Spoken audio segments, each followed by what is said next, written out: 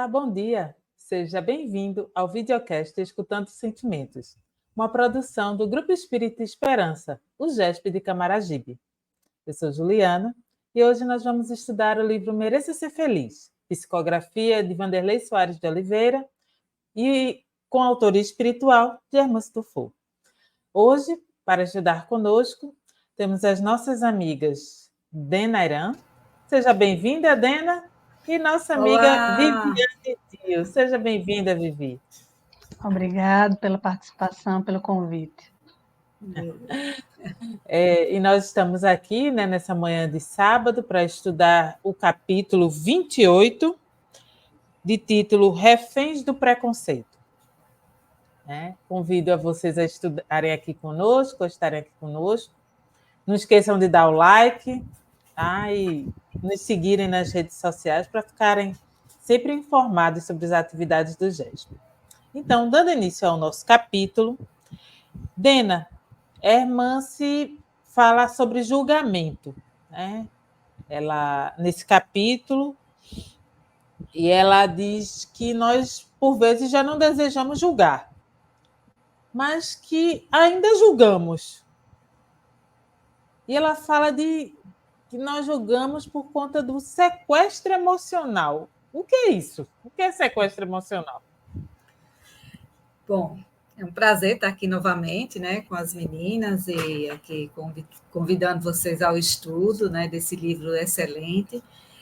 E como fala da reforma íntima sem martírio, né? Então a gente é um processo gradual para que a gente vá realmente compreendendo algumas coisas que ainda fazem muito parte de nossa personalidade.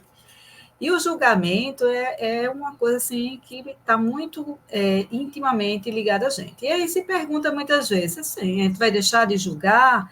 Será que aquela informação que Jesus disse, não julgueis para não seres julgados, é para que a gente se torne omisso diante das falhas alheias, para que a gente seja permissivo, né? Então, assim, como é que eu posso reter essa forma de pensar se a todo instante eu estou fazendo um julgamento do que é bom, do que é ruim, do que é bonito, do que não é? Isso faz parte do nosso processo. Se não fosse assim, a gente era apático, né? A questão que é interessante nesse entendimento é exatamente o julgar malicioso, né? É o julgar no intuito de você ter a sua visão interior e passar a ver o outro, analisar, ou melhor, realmente julgar, sentenciar, dar um anátema, né, de uma forma assim que a pessoa não tem remissão pelo seu olhar, né? Então, esse julgamento nos acarretou vários problemas de ordem histórica, de ordem profissional, evolutiva, porque, por exemplo, o olhar europeu para as civilizações nativas dos continentes que conquistavam, né? Então, tinha esse eurocentrismo, né? Então, a gente achar que aquele tipo de cultura era inferior à da gente, a gente achar que o bem, aquela pessoa, por exemplo, é um nativo indígena, né, mora numa tribo, aí você, não, eu vou dar uma casa para ele. Né, ele vai sair desse local aqui, que ao meu olhar aquilo não é bom, mas aí você está tendo esse sequestro emocional do seu olhar, das suas emoções, da sua história, né? E com isso você cria, inclusive, um peso, né, grande, porque quando diz você julgando o outro, você também está julgando assim na mesma proporção. Então, se eu digo para você, Ju, e para a nossa amiga Vivi, olhe, você é uma pessoa que mente, mentira é uma coisa horrível e você não pode mentir de forma alguma, nem em nenhuma situação. Então, bota você dentro do quadrado, você não pode mentir. Então, de repente, eu digo, ó, tá vendo aquela menina mentirosa, Ju, eu falei para ela e ela continua mentindo. E aí, de repente, eu me vejo numa situação que, mesmo que seja, por exemplo, uma mentira do bem, eu vou estar me criticando por estar fazendo isso. Então, o peso do julgamento é esse quando ele é de forma sentenciosa, é uma forma maliciosa, é em forma de detrimento da personalidade do outro, da pessoa, de colocar ela numa situação de vulnerabilidade e de exposição desnecessária para que você se sinta o todo-poderoso e diga: está errado. E bate o martelo, está sentenciado, julgado, transitou em julgado e acabou. Né? Então, é esse o julgamento difícil, qual a gente precisa realmente ter o entendimento para que a gente depois não se torne a própria vítima dele. É Eu só isso, essa queria questão. complementar aí o que a Dena Completamente. falou. Primeiramente, né, a irmã se nos lembra que julgar é faltar com a caridade.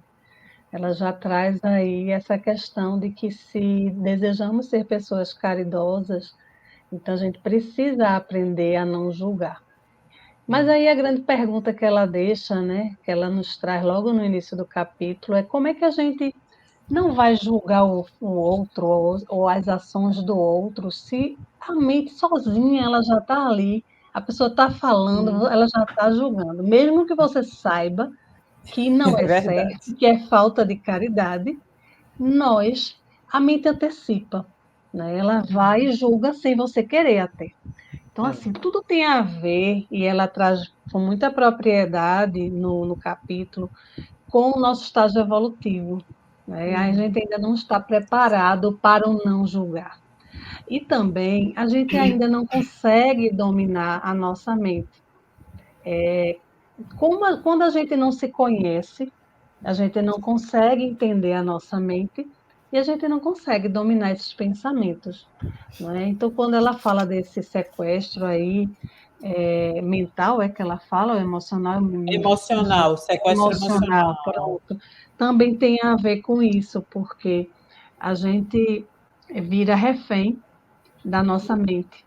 A nossa mente nos sequestra, as nossas emoções, a ponto de a gente nem conseguir dizer, não, eu não quero pensar nisso, eu não quero julgar, mas você já está julgando. Né? E o grande perigo disso tudo, que do capítulo ela discorre, né, é porque a gente julga conforme o que a gente viveu, conforme o que a gente Exato. é, com a nossa régua É. pessoal. E aí é que a gente corre num grande erro, porque a gente não pode julgar o outro com a nossa régua. Né? O outro é o outro ele teve uma história de vida diferente, e quando eu aplico a minha medida de julgamento aí, né? Então, como Dena falou, né, eu sentencio, sem direito a recurso nenhum, aquele outro ou aquela atitude do outro. Exatamente. Exatamente. Vocês chamaram a atenção aí para a questão do se conhecer. Né? O quão é importante isso para a gente se entender e perceber que está fazendo esse tipo de coisa, né? Esse tipo de ação, de julgar, de apontar ao outro que ele deve agir de acordo com o que eu acho que é certo. Então, como é importante, né, minha gente? E esse estudo faz isso, tem esse objetivo de clarear a gente para isso, para a nossa necessidade de autoconhecimento, de autopercepção, de entendimento do outro também, né, da alteridade, que a gente já estudou aqui, e buscar não se deixar ser sequestrado, né, emocionalmente, e seguir adiante melhorando. Né? Herman se faz uma distinção, né? Que ao invés da gente julgar, a gente deve analisar. E como é essa questão do analisar? O que é que o analisar se difere do julgar? Vivi? Ela Gostaria de traz começar. aqui, ela traz assim, ela fala de julgar e analisar, ela traz mais ou menos uma comparação, não é? Então, assim, para ficar mais didático, eu poderia falar do julgar e a Dena falar do analisar, porque aí eu colocaria o que ela traz, né? Então, assim, o julgamento, como eu já tinha colocado, normalmente a gente traz uma régua pessoal, né? O juízo de valor é nosso, é pessoal. Então, somos geralmente muito inflexíveis. Então, assim, aquilo que eu acho que é certo, é certo. Então, tudo que não fizer aquele caminho que eu acredito como certo, eu estou dizendo que é errado e eu já vou julgar que não está certo. Então, somos inflexíveis, não nos abrimos a ventilar alguma possibilidade diferente, porque eu só conheço aquela possibilidade, então eu vou ser inflexível, né? Eu tiro conclusões a inflexibilidade vem também desse juízo que eu tenho, né, das minhas experiências pessoais, e eu vou tirar conclusões a partir do que eu acho, do que eu penso, do que eu já vivi. Vou ter muitas certezas quando eu julgo. Eu tenho certeza que aquilo está errado. Eu tenho certeza que o caminho não é este, porque eu faria diferente. Então, no julgamento, eu trago certezas. No julgamento, como a gente já colocou também, proferimos sentenças. Sentenças sem direito nenhum a recurso. Não tem outra instância. É o que eu acho e é o que acabou, é aquilo, não é? E eu acredito que fulano fez uma atitude errada e eu não vou dar espaço nenhum para mudar minha opinião sobre aquilo, né? Então, com tudo isso, o julgamento ele vai trazer uma redução no juízo de valor alheio. Eu vou ser. Aí vem o tema do livro, que o livro trata muito sobre orgulho. Eu, no meu grande ego, aí, meu superego, meu orgulho, eu sou melhor do que fulano, como Beltrano. Então, se Beltrano não fizer como eu faço, tá errado, não é? Então, eu vou sempre reduzir aquela outra pessoa ou aquela atitude como errada e porque ela não é merecedora, porque a minha atitude é certa, porque eu sou orgulhosa. Então, eu quero dizer que o que eu faço é o certo. Em nenhum momento eu me coloco no lugar do outro, em nenhum momento eu vejo que aquela pessoa não pensa como eu porque ela teve outras experiências, não é? E aí vem a história do analisar, não é, Dena? Se você puder complementar aí a diferença do que é o analisar, o que é difere aí dessa história do julgamento, porque a caneta do julgamento ela é pesada, da análise não. Antes de Dena falar, deixa eu só dizer uma coisa. Gente, vocês hoje estão vendo 3 mulheres que trabalham com direito. Então, vez ou outra, vai sair o juridiquês aí, uma expressão, né, mais relacionada ao direito. Né? Pois é, por isso que eu disse que a caneta do julgamento é pesada, porque a gente tem esse bordão, né? Que às vezes a caneta do juiz ela é pesada, porque quando ela é pesada, quando ela me contraria, às vezes, porque eu acredito que o meu direito é o melhor, não é? Mas aí o juiz ele está analisando de outros aspectos, e às vezes a caneta é pesada para um, para o outro não. Não é que com quem está o direito, geralmente a caneta está mais leve, né? Então, vocês vão ver algumas expressões aí. Sim, Dena, por favor. Pronto. A questão da análise, ela passa exatamente para que a pessoa observe, porque ninguém deixa de observar, né? Mas ela vai não ter esse peso da sentença, da pessoa ser excluída de qualquer outro tipo de argumentação em prol da sua atitude, né? Então, a análise, ela tem essa iniciativa de perquerir, né? De indagar, de procurar compreender os motivos, e que aquele fato ele seja para você um modo de você não se comportar. Né? Então, se eu observo um comportamento inadequado, uma atitude que não deveria ter sido feita, então, ao invés de eu sentenciar e dizer fulano agiu de tal forma errada, tal, eu vou analisar e dizer, eu não quero isso para mim. Né? Isso é um comportamento que eu não vou repetir, não quero para mim. E, dentro de um determinado espaço, você saber o que motivou aquele comportamento.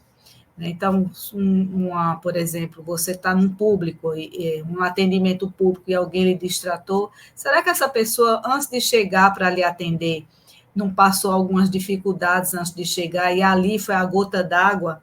Então, tem uma série de situações que, quando depois que você analisa, até você se envergonha e diz, puxa vida, Se eu tivesse no lugar daquela pessoa, eu acho que eu também teria agido da mesma forma. Então, o analisar isso é você ter mais amorosidade, você ter mais um olhar mais complacente, mais indulgente. Não é necessariamente omisso nem o passar a mão, por assim dizer, mas a pessoa ter essa compreensão de não querer repetir aquilo ali e também tentar ter esse outro olhar. Inclusive, nas relações mais próximas, né, familiares, dentro de um espaço religioso, isso é uma temática importante, é uma coisa que precisa para que os relacionamentos eles não se fragilizem. As pessoas também não comecem a carregar para si uma baixa estima, né? Sempre se achando, fulano é explosivo, fulano é assim, e a pessoa começa como eu posso dizer, a pensar que efetivamente é isso e diz, se eu sou assim, não mudo, todo mundo já me taxou que eu sou dessa forma, então pronto. Aí lá vem aquela síndrome da Gabriela, né? Eu nasci assim e vou morrer assim, até mesmo como uma forma de autodefesa. Mas é importante que a gente cultive essa questão da análise antes de julgar, antes de sentenciar. É fácil? Não é. Eu mesma estou aqui falando com vocês, eu sei muito bem de que não é fácil. A gente tem uma língua muito solta, a gente tem um olhar muito rápido para fazer um apanhado, e aí, de forma precipitada, a gente comete muitos julgamentos. Mas hoje a gente já tem mais esse feeling, né? E mais uma vez, Jesus ele foi muito amoroso com a gente, e passando para a gente informações importantes sobre essa questão do julgamento, porque ele não queria que a gente trouxesse para nós mesmos o peso de culpas, né? Porque quando você julga de forma ferrenha, nessa questão de julgamento mesmo, você corre um sério risco de se enganar e de se exceder, principalmente, e trazer para você essa sentença também. Então, é muito sábio, né, os ensinamentos de Jesus quando ele fala da questão do julgamento. Entendeu? Então, a Assim, análise é isso, é a gente ter mais amorosidade com o olho, é a gente observar que o outro também tem suas virtudes. Né? Então, a gente buscar também nesse espaço do julgamento, ou no caso da análise que eu estou me referindo, esses outros aspectos que a pessoa também é portadora. Então, é por isso que é bom a gente ter a mão mais leve. pois é, eu queria só complementar, a gente já falou no início, essa questão também do autoconhecimento, que é muito importante, né? Essa questão de a gente colocar a análise no lugar do julgamento, né? A história da mente que a gente não controla, e hoje a gente já ouve muito falar sobre você se conhecer. A neurociência também vem aí com questões para você aprender a lidar com sua mente. Então, a partir do momento que eu começo a me conhecer, eu começo a verificar que muitas coisas, aquela vozinha que eu estou ouvindo, muitas vezes não sou eu, é só a minha mente. Então, assim, quando a gente aprende que aquilo ali às vezes não é você, é a sua mente, ou até uma interferência espiritual, né? Um irmãozinho falando ali, ó, isso aí você continua, né? Quando você aprende que existe uma diferença entre você e o que a sua mente está reproduzindo ali, essa culpa diminui, essa culpa que Jesus fala que a gente não deve carregar, ela diminui, porque aí você vai saber diferenciar naquele julgamento se foi realmente aquilo que você queria ou se foi só a sua mente falando. E a nossa mente é muito barulhenta. E no próprio capítulo, a irmã ela vai trazer, né, os ensinamentos de Buda, vem falar da meditação como um caminho para que a gente possa se conhecer e aprender a olhar esses pensamentos sem julgamento. Quando a gente aprende na meditação a ver aqueles pensamentos, ouvir aqueles pensamentos e deixar passar, que não é fácil, né? A gente tem que praticar muito, mas quando a gente aprende, nem que seja um pouquinho, a gente consegue trazer isso também nessa questão do julgamento, né? Da análise, passa a não julgar o que acontece em nossa frente. Por que eu tenho essa necessidade de julgar, né? E eu acredito que muita coisa aí, ela vem batendo nessa tecla o livro inteiro, trazendo, né, essa questão toda do estudo do orgulho e suas facetas, mas ela vem sempre lembrando, ela falou lá no Reforma Íntima Sem Martírio, que a gente precisa realmente se conhecer e conhecer os nossos pensamentos, conhecer a nossa mente. Exatamente. E também, só complementando também, pegando essa questão de Buda, né, que ela menciona, ela falando sobre a questão da impermanência. Né?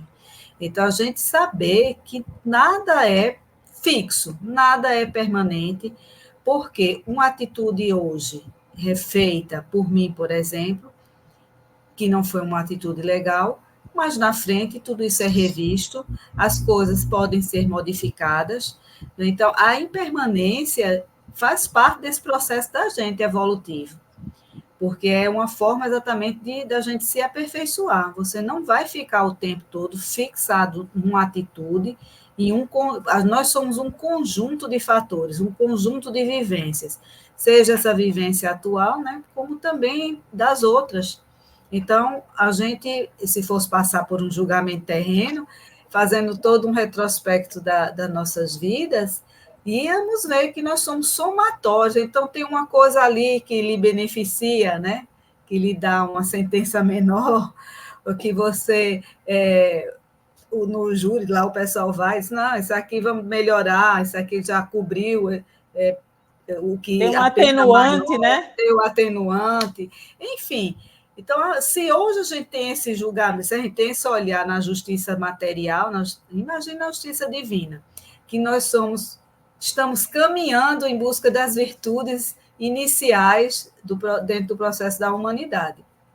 Então, assim, é uma questão impermanente de construção persistente e contínua, é a questão da evolução nossa.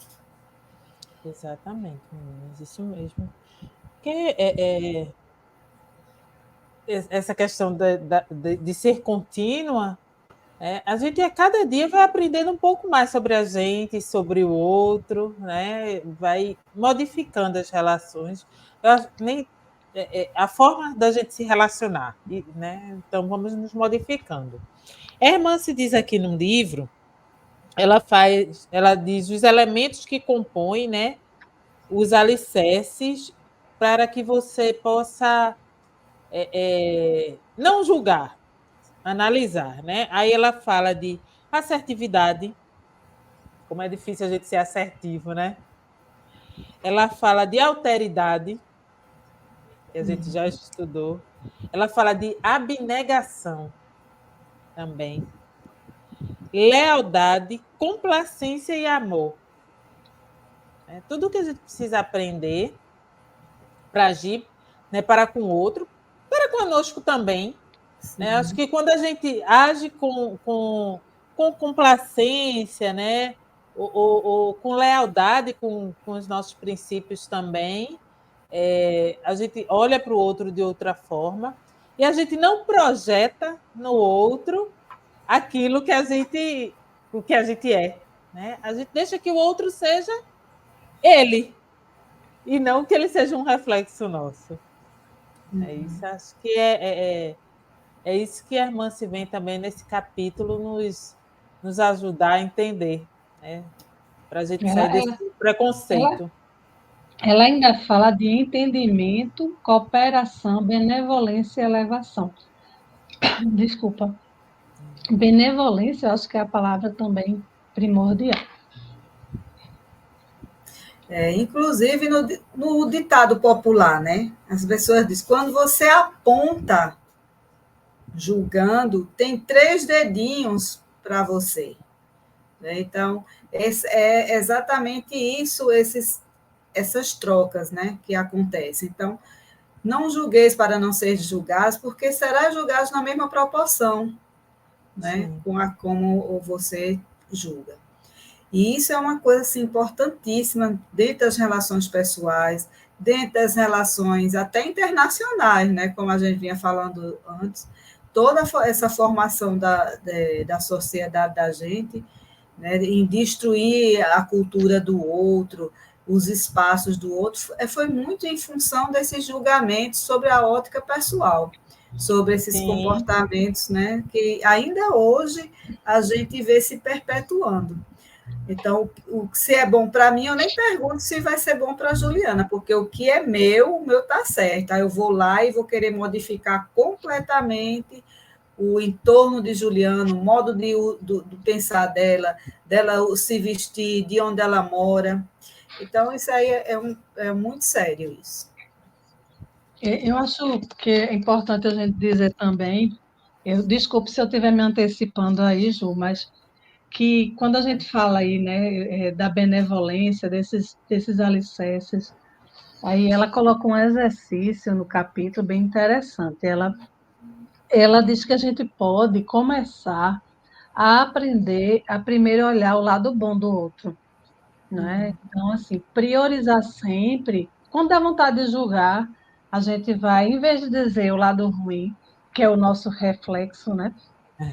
Aí, A em nossa vez de, projeção. né? Se a gente, em vez de a gente se olhar no espelho, a gente, quando vier essa vontade, a gente conseguir também ver que aquele ser que está ali na nossa frente, ou aquela atitude, ela tem algo bom também para oferecer, né? Não é possível que a pessoa seja 100% do lado ruim. Então, assim, a gente tem uma mania natural, eu acho que todo mundo é assim, de sempre lembrar do que aconteceu do ruim, de sempre olhar o lado ruim, o defeito. É muito natural isso, eu acho que os cientistas explicam muito bem, né? Por quê? Porque se você perguntar para o outro, olha, me diz aí um dia que foi muito bom para tu, muito feliz. Esse dia você vai ainda passar um tempinho para lembrar. Mas o lado ruim você vai lembrar, desgraça você lembra logo. Então, assim, a gente tem essa mania. Infelizmente é.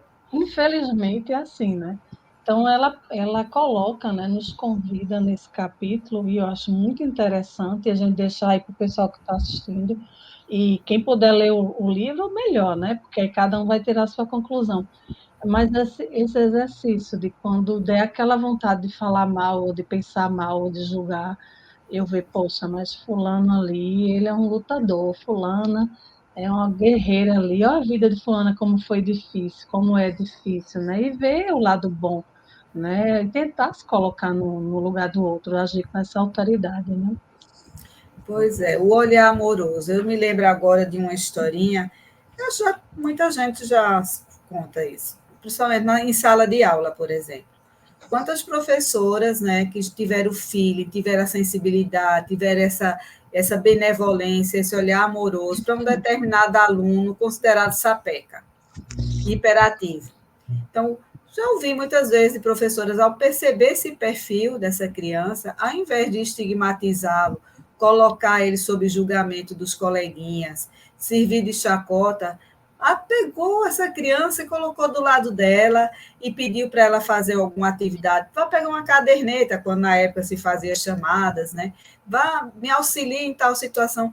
E, de repente, essa criança se viu envolvida, se viu abraçada, se viu acolhida e começou a se sentir importante dentro daquele contexto.